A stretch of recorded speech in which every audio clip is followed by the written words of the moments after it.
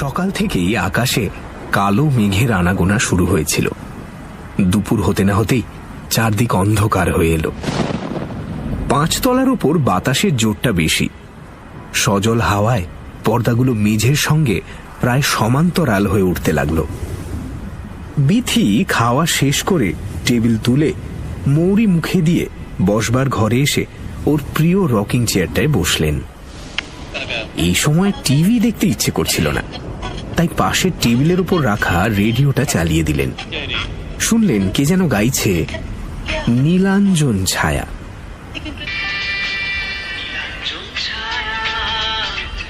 মনে মনে ভাবলেন আজ রাতেই তো গৌতম ট্যুর থেকে ফিরছে, কাজেই বিরহে আর বেশিক্ষণ থাকতে হবে না।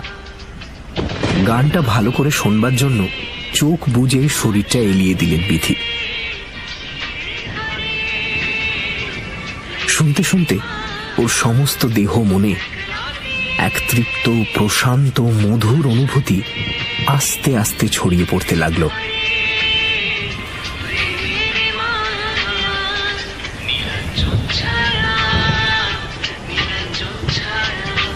পাঁচতলার উপরে ভিজে মাটির গন্ধ আসে না, তবু যেন কল্পনায় তার ছেলেবেলাকার সেই অতি পরিচিত সুবাস বেল, জুঁই আর কেয়া ফুলের গন্ধে মিশে তার সমস্ত সত্তাকে অধিকার করে নিতে আরম্ভ করল। ঠিক যেমন হতো হরিমোহনপুরের সামারভিল কেমিক্যাল ওয়ার্কসের স্টাফ কোয়ার্টার্সে তার ছেলেবেলায়। এটা ভাবাই যায় না যে তার ছেলে মেয়েরা প্রফুল্ল কদম্ব বন যে কি বস্তু তা জানেই না। ঘন মেঘের ছায়ায় জামের বনে যে অন্ধকার গাঢ় হয়ে আসে, বাগান থেকে ভেসে আসে আশ্চর্য সুগন্ধ, সে সম্পর্কে তাদের কোনো ধারণাই নেই। তার মনে হতে লাগলো যেন তার জীবন থেকে সেই বেঁচে থাকার তীব্রতাটা কখনোই সম্পূর্ণভাবে হারিয়ে যায়নি। কলকাতার ধুলো ধোঁয়া, ট্রাম বাসের ঘড়ঘড়ানি আর অসংখ্য মানুষের ঠেলাঠেলি তার অস্তিত্বের সেই অংশটাকে কোনোদিনই মুছে ফেলতে পারেনি। এই চিন্তার মধ্যেই হঠাৎ প্রচন্ড বজ্রপাতের ডঙ্কা বাজিয়ে ঝমঝম করে বৃষ্টি নেমে এলো। বিথির মনে হলো এক্ষুনি যেন রান্নাঘরের টিনের চালের ওপর বৃষ্টির জল তরঙ্গের আওয়াজ ভেদ করে ভেসে আসা মায়ের গলায় শুনবেন, ওরে জানলাগুলো বন্ধ কর, বসে না থেকে বাইরের কাপড়গুলো তুলে নিয়ে আসতে পারছিস না? তোর বাবা তো একটা ছাতা নিয়েও যায়নি, ভিজে ঢোল হয়ে ফিরবে। হঠাৎ দরজার কর্কশ ঘণ্টির শব্দ বিথিকে একটা নিষ্ঠুর নাড়ায় হরিমোহনপুর থেকে উপড়ে এনে ফেলে দিল রাধা মাধব দত্ত রোডের 5 তলার ফ্ল্যাটে। এ সময় কে আসতে পারে? গৌতম তো রাতেই আসছে, এখন আবার কে এলো? চেয়ার থেকে উঠে দরজার আই হলে চোখ লাগিয়ে বিথি দেখলেন বাইরে একজন অপরিচিত ভদ্রলোক দাঁড়িয়ে রয়েছেন। তার পরনে নীল রঙের শার্ট, ছাই রঙের প্যান্ট, চোখে মোটা ফ্রেমের চশমা, মুখে কাঁচা পাকা ফ্রেঞ্চ কাট দাড়ি। একে কোনোদিন দেখেছেন বলে তো মনে হলো না। একটু বিরক্ত হয়েই বিথি বললেন, কে? বাইরে থেকে প্রশ্ন করা হলো, এটা কি মিস্টার গৌতম চক্রবর্তীর বাড়ি? হ্যাঁ, কিন্তু তিনি তো বাড়িতে নেই, কলকাতার বাইরে গেছেন, আজ রাত্রে ফিরবেন। আপনি বরঞ্চ কাল সকালে আসবেন। প্রশ্নকর্তা হাসলেন, বললেন, আমি তার সঙ্গে দেখা করতে আসিনি, আমার দরকার তার স্ত্রী বিথির সঙ্গে। তো তিনি বাড়িতে আছেন কি? আপনি কে? আমি শশাঙ্ক, হরিমোহনপুরের শশাঙ্ক শেখর মিত্র। বিদ্যুৎ স্পৃষ্টের মতো থরথর করে কেঁপে উঠলেন বিথি। কোনো কিছু চিন্তা করবার আগেই তার ডান হাতটা যেন উড়ে গিয়ে দরজার ছিটকিনি খুলে দিল। চেঁচিয়ে বললেন, আরে শশাঙ্কদা, তুমি তুমি কোত্থেকে? এসো এসো এসো, ভেতরে এসো। এ কি দাড়ি রেখেছো কেন আবার? চুলগুলো সব পেকে গেল কি করে? এ বাবা! নিজের গলার তীব্রতাটা তার নিজের কানেই কেমন যেন অস্বাভাবিক শোনালো। ভিজে জুতো পায়ে, এক হাতে একটা ব্রাউন রঙের চামড়ার ব্যাগ আর অন্য হাতে একটা ভিজে ছাতার জল ঝরাতে ঝরাতে ঘরে ঢুকলেন শশাঙ্ক। দরজার পাশে টেলিফোনের টেবিলের ওপর ব্যাগটা রেখে হাসতে হাসতে বললেন, তোমার অনেক প্রশ্ন করবার আছে তো, আমি জানি, সব জবাব পাবে। আগে বলো, এই ভিজে জুতো আর এই ছাতাটা রাখবো কোথায়? বিথি সামান্য বিস্ফারিত চোখে শশাঙ্ককে দেখছিলেন। 43 বছর বয়স, অথচ এর মধ্যেই চুল দাড়ি বেশ পেকে গেছে, চোখে চশমা উঠেছে, তবে সেই অসাধারণ স্বাস্থ্যটি অটুট রয়েছে, টোল খায়নি একেবারেই। হরিমোহনপুরের দিগন্ত বিস্তৃত ধানের ক্ষেতের আলের উপর দিয়ে হো হো করে দৌড়ানো, ক্যানালের জলে সাঁতার কাটা, আম গাছে উঠে ঘুড়ি পাড়া, আর বড় দরগার রুক্ষ মাঠে সারা বছর ফুটবল খেলা যে স্বাস্থ্য তৈরি করে দেয়, তাকে নষ্ট করা সহজ ব্যাপার নয়। শশাঙ্কর প্রশ্ন শুনে বিথি বললেন, হ্যাঁ, 1 মিনিট দাঁড়াও, ব্যবস্থা করছি। বলে বাথরুমের দিকে রওনা হলেন। হঠাৎ তার ইচ্ছে হলো ছেলে মানুষের মতো দৌড়ে যেতে, কিন্তু পারলেন না। দেখলেন পায়ে পা জড়িয়ে যাচ্ছে। বাথরুম থেকে একটা লাল প্লাস্টিকের বালতি এনে শশাঙ্কর পায়ের কাছে নামিয়ে দিয়ে বললেন, একটা কাজ করো, ভিজে জুতো জোড়া আর এই ছাতাটা এর মধ্যে রাখো। জুতো আর ছাতা বালতিতে রেখে শশাঙ্ক হাসতে হাসতে একটা সোফায় গিয়ে বসলেন। বললেন, কত বছর বাদে দেখা হলো বলো তো? 20 বছর তো হবেই। বলে সামনে সেন্টার টেবিলের উপর পা তুলে দিয়ে ভালো করে হেলান দিয়ে বসে দীর্ঘ নিঃশ্বাস ফেলে বললেন, এবার তোমার কি কি প্রশ্ন করবার আছে করে ফেলো, তারপরে আমি আমার প্রশ্নমালা বের করব। আমার আর কি প্রশ্ন? কোথায় আছো, কি করছো, ছেলেপুলে কটি, কি করে তারা, এই তো আর কি। বেশ, তোমার প্রথম প্রশ্নের উত্তর আমি গৌরদাস লাহা রোডে হিমশিখর অ্যাপার্টমেন্টে, এখান থেকে খুব একটা দূরে নয়, একটা ফ্ল্যাট কিনেছি সেখানে, বছরখানেক হলো। দ্বিতীয় প্রশ্নের উত্তর, রুগী মারছি আর পয়সা কামাচ্ছি, হিমশিখরের একতলাতেই আমার চেম্বার। তৃতীয় প্রশ্নের উত্তর, ছেলেপুলে নেই কারণ বিয়ে করিনি। বিয়ে করনি কেন? এই প্রশ্নের উত্তর তো তোমার না জানার কথা নয় বিথি। হরিমোহনপুরকে যদি ভুলে গিয়ে থাকো তাহলে অবশ্য আলাদা কথা। হরিমোহনপুরকে ভুলিনি শশাঙ্কদা, ভোলা সম্ভব না, কিন্তু তার জন্য বাধা দিয়ে শশাঙ্ক বললেন, এর মধ্যে কোনো কিন্তু নেই বিথি, যা হবার নয় তা হয়নি। কটা বছরই বা ছিলুম বিলেতে? 3 বছর, তার বেশি তো নয়। সেই 3 বছরের প্রত্যেকটা দিন আমি বেঁচে থাকতে পেরেছি কেবল হরিমোহনপুরের স্মৃতিটাকে বুকের ভেতর আঁকড়ে রেখে। প্রচন্ড শীতে সেই আমাকে জুগিয়েছে উত্তাপ, নিঃসঙ্গতায় প্রাণ ভরানো গান, ক্লান্তিতে নতুন করে লড়াই করার উদ্যম। যখন ফিরে এলুম দেখলুম আমার সেই স্মৃতির হরিমোহনপুর ছিন্ন ভিন্ন হয়ে কোথায় মিলিয়ে গেছে, তার আর চিহ্ন মাত্র নেই। জানো, তোমার যে বিয়ে হয়ে গেছে সে খবরটা পর্যন্ত আমাকে কেউ দেয়নি। বিথির গলার কাছে কি যেন একটা কঠিন জিনিস আটকে আছে, গলা দিয়ে স্বর বেরোতে অসুবিধে হচ্ছে, নিঃশ্বাস বন্ধ হয়ে আসছে। কোন রকমে ঢোক গিলে সেটাকে একটু নিচে নামিয়ে বিথি বললেন, ওরা কেউ জানতো না শশাঙ্কদা, মা কাউকে জানায়নি। তুমি বিলেত যাবার 10 দিনের মধ্যেই বাবা অ্যাক্সিডেন্টে মারা গেলেন, আর সেই আঘাতে মা কিরকম যেন কিংকর্তব্য বিমোড়া হয়ে গেল। আমি ভাবতেও পারিনি যে তার 1 মাসের মধ্যে সমস্ত টাকা পয়সা বুঝিয়ে দিয়ে সামারভিল কেমিক্যাল আমাদের ঘাড় ধরে বাড়ি থেকে বের করে দেবে। আমরা তখন অকুল পাথারে, আর 1টা মাস থাকবার অনুমতির জন্য হেন লোক নেই যার কাছে আমরা দরবার করিনি। জানো, কিন্তু লাভ হয়নি কিছুই।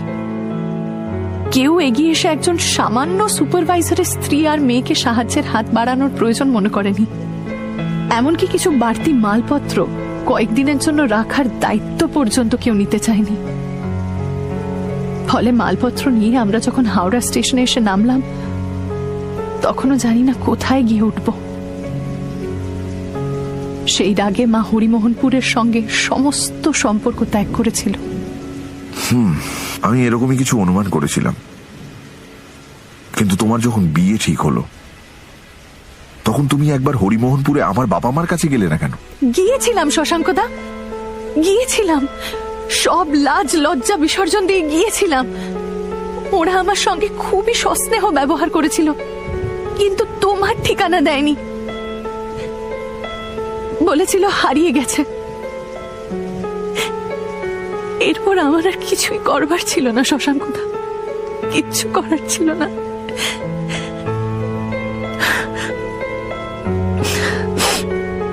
যদিও আজ বলা নিরর্থক, তবুও তার কারণটা তোমাকে বলছি। হাওড়া স্টেশন থেকে বেরিয়ে আমরা জ্যাঠামশাইয়ের বাড়িতে গিয়েছিলাম আশ্রয়ের সন্ধানে। জ্যাঠাইমা পরিষ্কার জানিয়ে দিলেন যে ওখানে আমাদের স্থান হবে না, সেখান থেকে মার বড় মামার কাছে। সেখানে থাকতে পেলাম। সেটা যে কত বড় পাওয়া, যাদের সামনে একমাত্র বিকল্প ফুটপাত, তারা ছাড়া আর কেউ তা বুঝতে পারবে না। তাই আমার মামাতো ভাই শম্ভুদার স্ত্রী নন্দা বৌদি যখন তার মাস্তুতো ভাই গৌতমের সঙ্গে আমার বিয়ের প্রস্তাব আনলো, তখন সেটা অস্বীকার করার মতন ক্ষমতা আমাদের ছিল না। সদ্য বিয়ে পাশ করা 20 বছর বয়সের একটা মেয়ের কাছে বিদ্রোহ তখন আত্মহত্যারই আরেক নাম। পায়ের তলায় যেটুকু সামান্য মাটি, সেটা যে কোনো মূল্যে আঁকড়ে থাকাই তখন আমাদের একমাত্র লক্ষ্য শশাঙ্কদা। আমার মার কথা ভেবে আমাকে রাজি হতে হয়েছিল। শশাঙ্ক ফিকে হাসলেন, বললেন, হয়তো ভালোই করেছিলে যে আমার কথাটা আর ভাবনি। আমি আজ সেই জন্য আর কিছু না হোক মুক্ত বিহঙ্গ হয়ে থাকতে পারছি। কিন্তু মুক্তি আমি চাইনি বিধি, আমি বন্ধনই চেয়েছিলাম।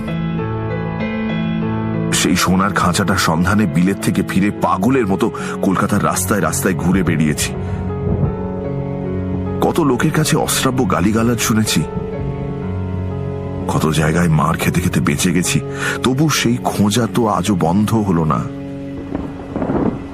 কোন সুন্দরী মেয়ে দেখলে থমকে দাঁড়াই, খুঁটিয়ে খুঁটিয়ে তার মুখে আর একটা মুখ খুঁজি। লোকে ভাবে আমি দুশ্চরিত্র বদমাইশ, আমি কেয়ার করি না। কাকে তুমি খুঁজছো শশাঙ্কদা? সেই বিথি তো আর নেই। হরিমোহনপুরের মতো সেও তো আজ কেবল একটা স্মৃতি মাত্র। না, হরিমোহনপুর আমার কাছে কেবল একটা স্মৃতি নয় বিথি। আমার বেঁচে থাকার জন্য দরকারি অন্যান্য অবশ্য প্রয়োজনীয় জিনিসের মতোই তা বাস্তব। আমি তাকে হাত বাড়িয়ে ছুঁতে পারি। বিশেষ করে যবে থেকে রাজলক্ষ্মী কলেজের ফার্স্ট ইয়ারের একটি দুবিনুনি করা শান্ত শিষ্ট মেয়ের সঙ্গে আমার ঘনিষ্ঠতা, তবে থেকে আমার জীবনের সঙ্গে সে তো ওতপ্রোতভাবে জড়িয়ে গেছে। তাকে কেবল একটা স্মৃতি বলে এড়িয়ে যাব, তার কি সত্যি কোনো উপায় আছে বিথি? বিথির মনে হলো যেন তার ঘরের সুস্থ মসৃণ আর কঠিন দেওয়ালগুলো আস্তে আস্তে ভেঙে পড়ে যাচ্ছে। তাদের আটকানো দরকার, কিন্তু আটকাবেন কি করে? তাদের ভিতগুলো যে কবে নড়বড়ে হয়ে গেছে তা বিথি টেরই পাননি। কিসের যেন একটা ঘুণ পোকা তার অজান্তে তাদের কুড়ে কুড়ে খেয়ে ফেলেছে। অথচ দেওয়ালগুলো না থাকলে অনভ্যস্ত আকাশের নিচে বাঁচতে পারবেন কি? তাই বিথি নিজেকে দিয়ে বলালেন, ওসব কথা থাক শশাঙ্কদা। তার আছে বলো, আমার ঠিকানা পেলে কোত্থেকে? শশাঙ্ক বাবু হাসলেন, বললেন, চেষ্টায় কি না হয়, কি না হয় চেষ্টায়। তোমাদের এই বাড়িতে আমার এক রুগিনী আছেন। দিন 10 আগে তাকে দেখতে এসে তোমাকে দেখলাম গাড়ি থেকে নামতে। তোমাকে চিনতে এতটুকু অসুবিধে হয়নি জানো। রবীন্দ্রনাথের খ্যাপা পরশ পাথর চিনতে পারেনি, এই খ্যাপা কিন্তু পারল। শুধু একটু মোটা হয়েছ এই যা। তোমার সব খবর আমার সেই রুগিনী দিলেন।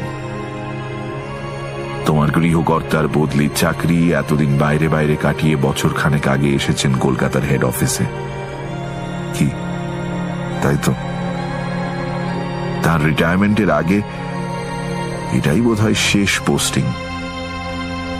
মাস 6 আগে এই ফ্ল্যাটটা কিনে এখানে এসেছেন। তোমাদের ভারতবর্ষের অনেক শহরেই ঘুরতে হয়েছে। তোমার ছেলে ইঞ্জিনিয়ারিং পড়ছে পুনায়, মেয়ে পড়ছে দিল্লির মিরান্ডা হাউসে। পরিপূর্ণ সংসার তোমার বিধি। হ্যাঁ, পরিপূর্ণ সংসারই বটে। ছেলে মেয়ে দুটো সারা জীবন কাটালো হোস্টেলে, হাজবেন্ড মাসের মধ্যে 15 দিন ট্যুরে। আমি উৎকণ্ঠ হয়ে এই পরিপূর্ণ সংসার সাজিয়ে বসে থাকি, কে কবে কখন এসে আমাকে ধন্য করবে সেই আশায়। আজ আমার সব ভালোবাসা, স্নেহ, প্রেম, আকাঙ্ক্ষা আটকে রয়েছে এ বাড়ির কতগুলো ফটো অ্যালবামের হলদে হয়ে আসা ছবির ভেতরে। শশাঙ্ক গম্ভীর হয়ে গেলেন। চশমাটা খুলে মুখের উপর হাত বুলিয়ে বললেন,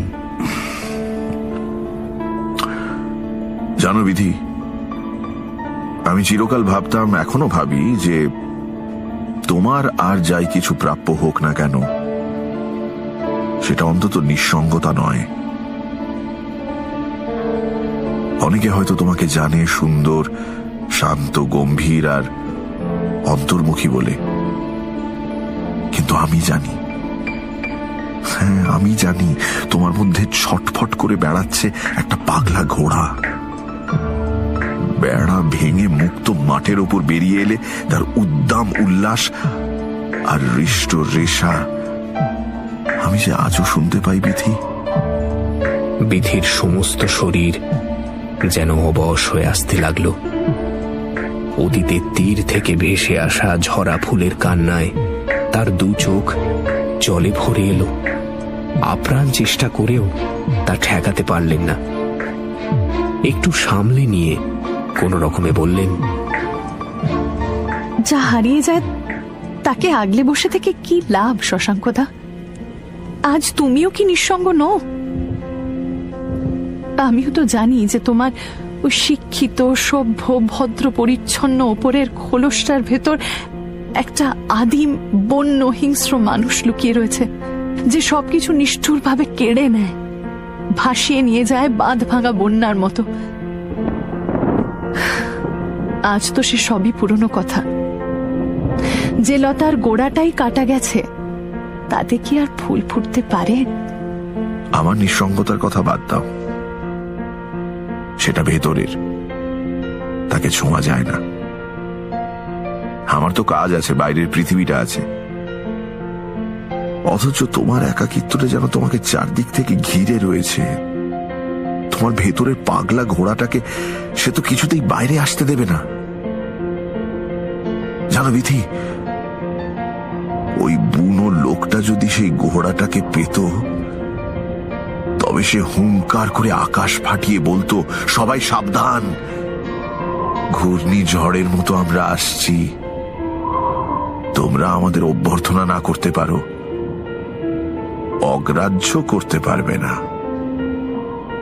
শশাঙ্ক সেন্টার টেবিল থেকে পা নামিয়ে উঠে দাঁড়ালেন। বিধির কাছে এগিয়ে এসে ওর আর্দ্র মুখটা 2 হাতে উঁচু করে তুলে ওর ঠোঁটের ওপর একটা চুম্বন স্থাপন করলেন। কোনো বাধা দিতে পারলেন না বিধি, অথবা দিলেন না।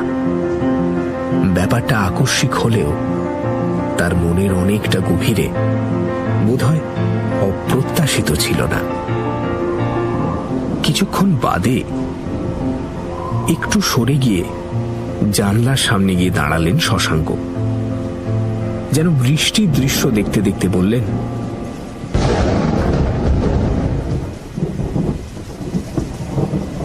তোমার ঠাকুমার শোবার ঘরটা মনে পড়ে বিথি? উনি মারা যাবার পর ওই ঘরেই আমাদের প্রথম প্রকৃত ঘনিষ্ঠতা হয়েছিল। বিথির সমস্ত দেহ যেন তখন শিথিল, থরথর করে কাঁপছে।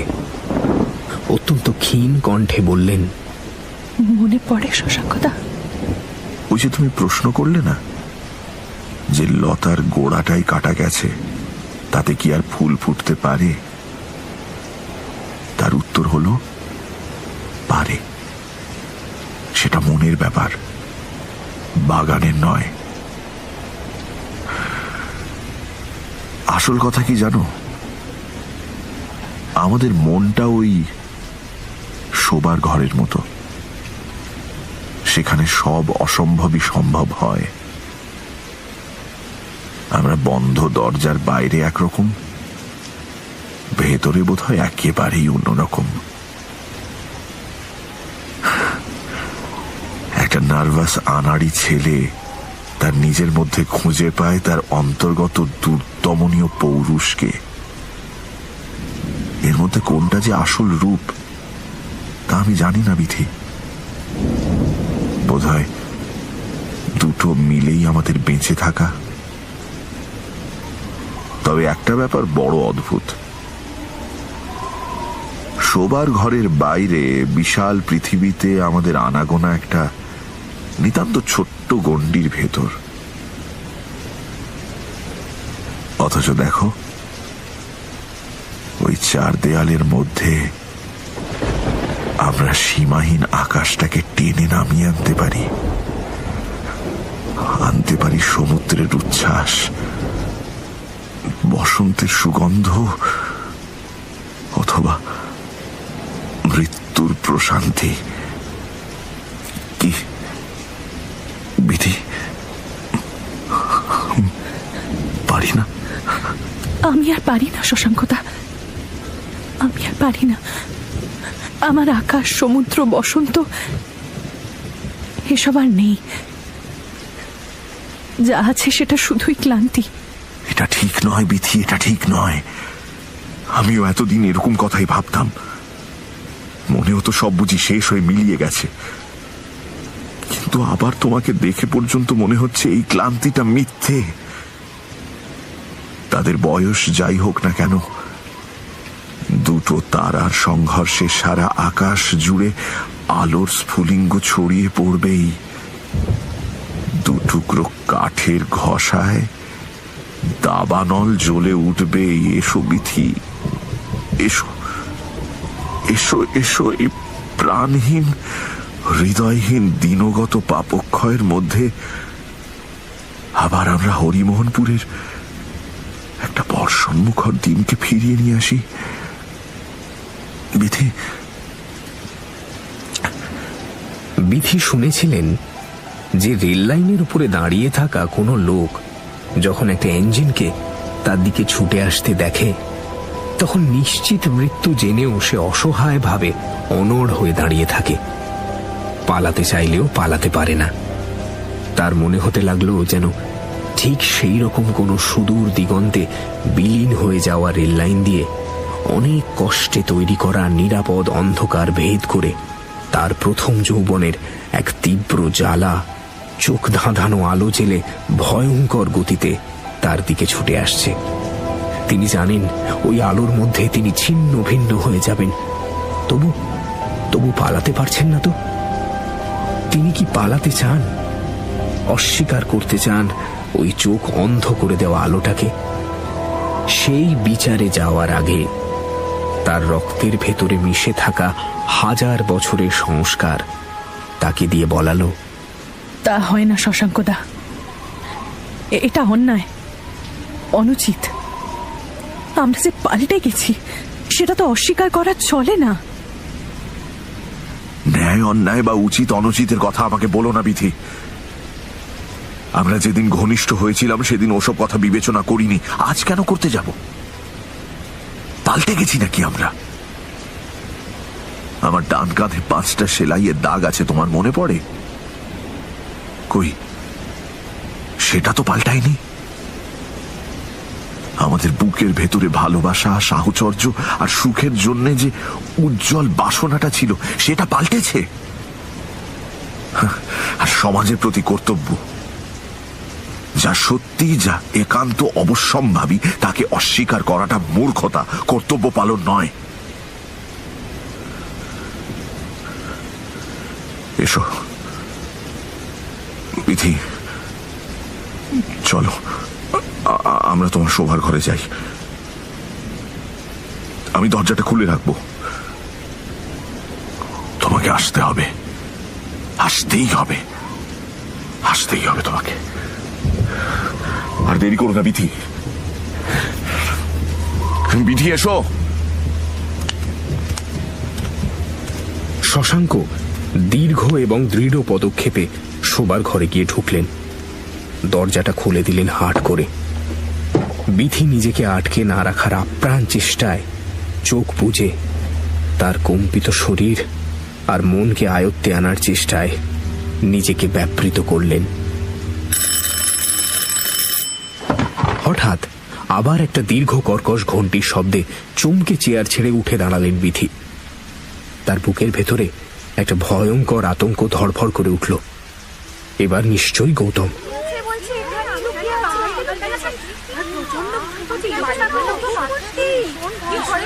কিন্তু দরজার বাইরে যেন অনেকগুলো মেয়েলি গলায় উত্তেজিত কোলাহল শুনলেন। চট করে শোবার ঘরের দিকে তাকিয়ে দেখলেন তার দরজা বন্ধ রয়েছে। ফ্ল্যাটে ঢোকার দরজার একপাশের টেলিফোনের টেবিলের উপর কোনো ব্যাগের চিহ্ন মাত্র নেই। অন্য পাশে লাল প্লাস্টিকের বালতিও নেই। তবে কি গান শুনতে শুনতে ঘুমিয়ে পড়েছিলেন আর এতক্ষণ স্বপ্ন দেখছিলেন? কি অদ্ভুত জীবন্ত স্বপ্ন! এখনো যেন তার মুখের উপর একটা সুগন্ধি মুখের স্পর্শ লেগে রয়েছে। দীর্ঘ নিঃশ্বাস ফেলে আঁচল দিয়ে মুখ মুছে দরজা খুললেন বিধি।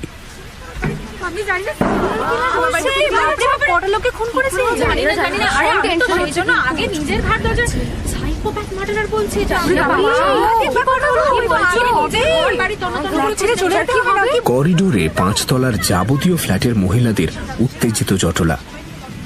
পুনরায় বেল বাজানোর জন্য উদ্যত 503-এর দীপ্তি ঘোষ বললেন, এই যে ঘুমোচ্ছিলি না রে? চোখ মুখ তো ফোলা ফোলা দেখছি। আরে কখন থেকে বেল বাজাচ্ছি? এদিকে এ বাড়িতে যে কত ভয়ঙ্কর সব ঘটনা ঘটে যাচ্ছে তার খোঁজ রাখিস? বিধি আশ্চর্য হয়ে বললেন, ভয়ঙ্কর ঘটনা? কি হয়েছেটা কি? আরে একটা মারাত্মক খুনি এ বাড়িতে ঢুকে পড়েছে।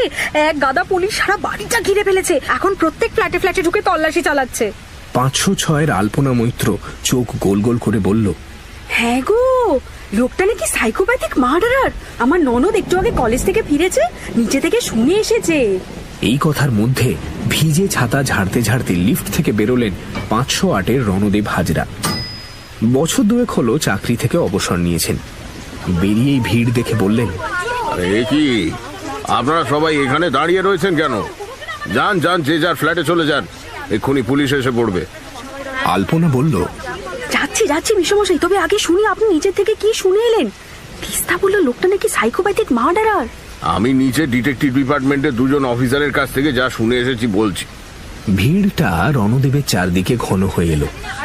রণদেব বললেন, আমিও তাই শুনলাম। লোকটা ডাক্তার, বিড়িতে ডিগ্রি আছে, হার্ট স্পেশালিস্ট আর সাক্ষাৎ শয়তান।